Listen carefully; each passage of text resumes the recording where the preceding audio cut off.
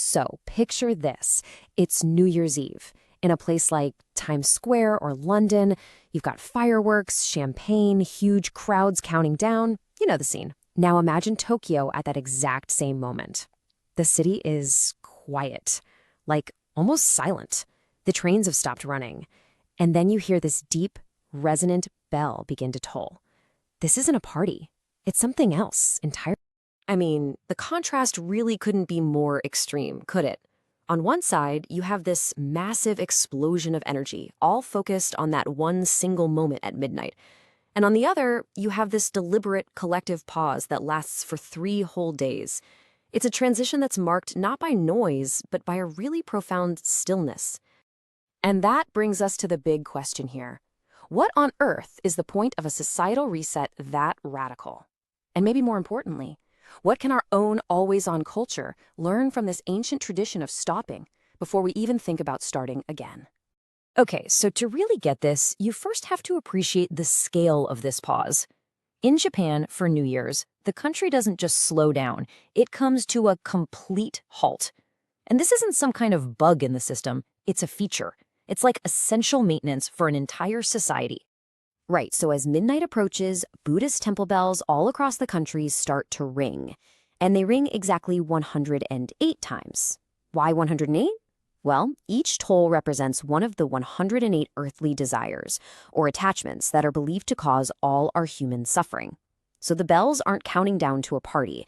They are methodically, one by one, ringing out all the burdens of the past year. So how does this reset actually happen? What does it look like?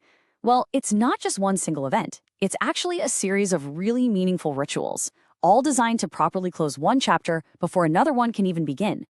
The whole process unfolds over several key days. It kicks off on December 31st with Omisoka, which is all about completion. That flows right into January 1st, or Ganjitsu, a day of sacred firsts. And then that whole period stretches across the first 3 days of the year, known as Sangdanichi, which are dedicated purely to family and rest. So on Omisoka, New Year's Eve, the main focus is purification.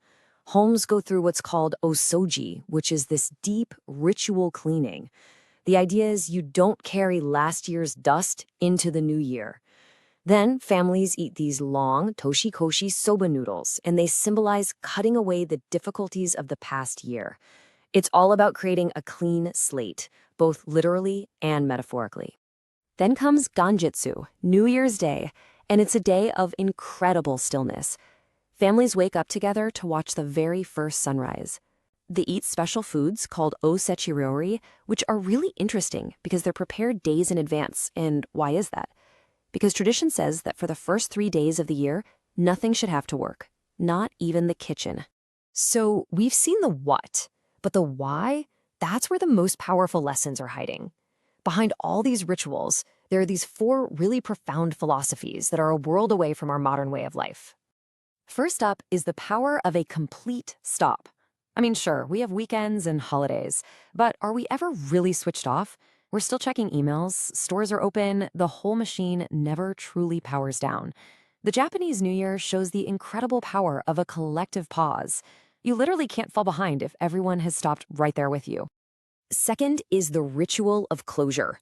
Our New Year is all about resolutions, right? It's all about looking forward. But Japanese tradition gets this crucial psychological truth. You can't properly start a new chapter until you have formally, intentionally closed the old one. The cleaning, the bells, the noodles, it's all designed to mark a definitive end.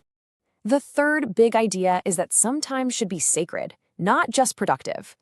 We're conditioned to see time as a resource to be managed, to be optimized. Time is money, right? But the first 3 days of the Japanese year have absolutely no economic justification. Their value is simply in being, in family, in rest, in quiet reflection. That's it. And fourth, there's the power of a collective rhythm.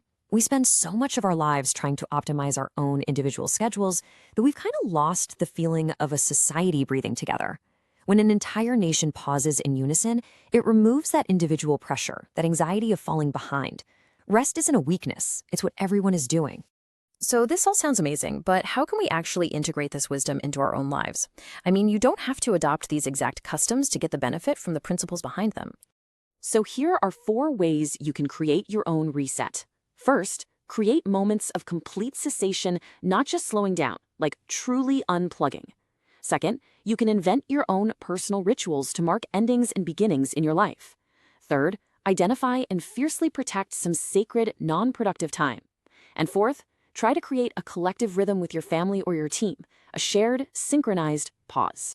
But if there is one single takeaway from all of this, one piece of wisdom that really underpins everything else we've talked about, it's this incredibly simple but radical idea.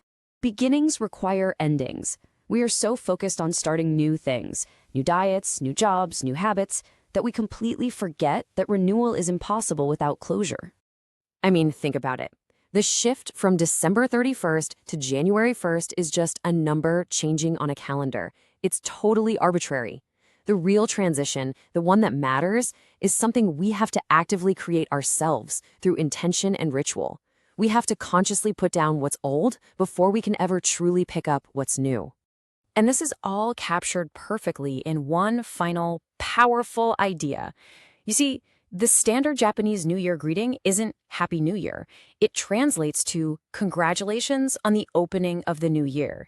It's not a hopeful wish for the future, it's a recognition of something you've already achieved. Because properly closing one chapter and opening another, truly beginning again, well, that is an accomplishment worthy of congratulations.